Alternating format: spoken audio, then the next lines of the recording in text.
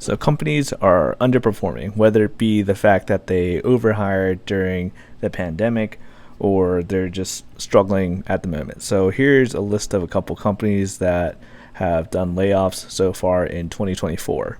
So Google laid off hundreds more workers in 2024. The tech giant laid off thousands throughout 2023, beginning with 6% reduction of its global workforce, about 12,000 people last January. So it seems like companies regularly lay off people after the holidays during Q1, but still the recency bias is what's making it a little bit terrifying. But Discord is laying off 170 employees.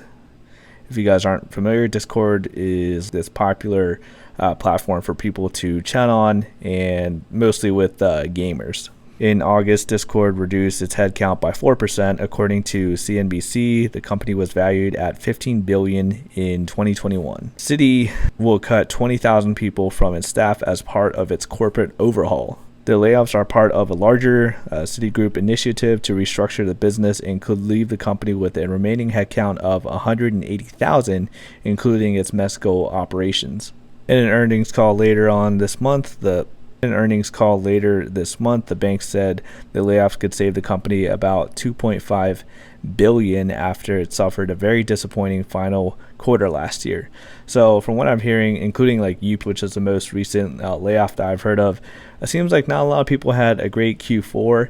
Even people that I've watched on YouTube who has like businesses, they've not seen like a lot of businesses do really well in Q4 because everyone's buying gifts and whatnot. But I just wonder if at this point people are just trying to save money, or people just don't actually have the money at all in order to spend on these gifts. Several hundreds of jobs being cut at Amazon Prime and Amazon MGM Studios. So this I heard of recently, Prime losing people in addition to their own company, Twitch. This year's cut followed the largest staff layoff in the company's history. In 2023, the tech giant laid off 18,000 workers. So that was last year. Oh yeah, and like I mentioned, that same day, Amazon-owned Twitch also announced job cuts, which they cut over 500 positions. Nike up to $2 billion cost-cutting plan will involve severances. So they're going to be laying people off. It doesn't seem like that exact figure has been released as of the time of me recording this video, but yeah, they're taking action steps to save on their balance sheet.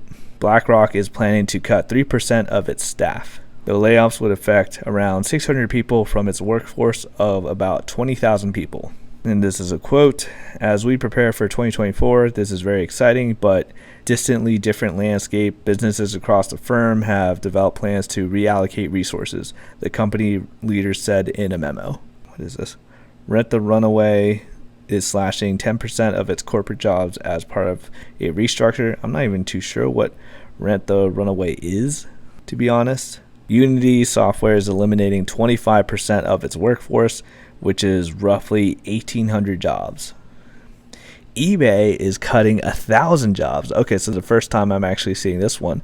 eBay layoffs would affect about 9% of the company's workforce. The CEO told the employees that the layoffs were necessary as the company's overall headcount and expenses have outpaced the growth of its business. So they overhired, whether they overhired during the pandemic or what point that happened, regardless, they overhired and now they're laying people off. That's a common trend that we're seeing, after the pandemic. Microsoft is reducing its headcount by 1,900 at Activision, Xbox, and ZeniMax. I'm not even sure what ZeniMax is. But yeah, more jobs. Salesforce is cutting 700 employees across the company, the Wall Street Journal reported. Flexport will reportedly lay off 20% of its workers. iRobot is laying off around 350 employees, and founder Colin Angle will step down as chairman and CEO. It's the company behind the Roomba vacuum. Yeah, like I said at the beginning, UPS will cut 12,000 jobs in 2024.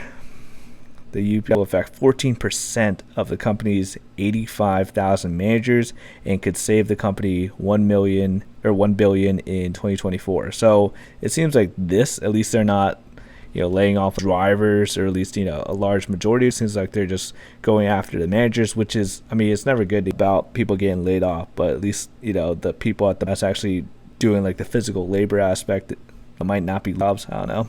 PayPal CEO Alex Christ told staff that the company would lay off 9% of its workforce. This layoff would affect about 2,500 employees at the payment processing company. So yeah, that was just one of some of the tech companies that are laying people off, and it just makes me think, like, you cannot just rely on one source of income. You never know when it's going to be your company that's saying, like, oh, okay, sorry guys, we're a couple hundred / couple thousand people, and you're actually on that list, and our severance package isn't going to be fantastic for you, so you guys are going to have to figure it out, and you're going to be losing your health benefits and whatnot. That's why I think it's super important to set up multiple streams of income, whether it be like maybe you take on freelance clients or doing any type of contracting work, or maybe have an in with some sort of part-time work where you work maybe like 1 day a week. Just have some other skill that you could be doing and building on the side in addition to working your full-time job. That's what I'm currently doing with my media business, with this YouTube channel, and everything I'm doing with Amazon. It's just in an effort to build up some more financial security for myself, just to make sure I have some sort of income coming in if I do, for whatever reason, end up losing my full-time job. I don't plan on it. I don't believe that's going to happen, but again, you never know with everything that's happening with all these tech companies. You just don't know. Interesting thing that I did read at some point is that since UPS was cutting off 12,000 workers, they're also mandating some sort of like, return to office thing. I think that's starting sometime in March. Don't quote me on that, but I did see it in one of the articles. My timeline for that might be a little bit off, but that's just what I remember reading.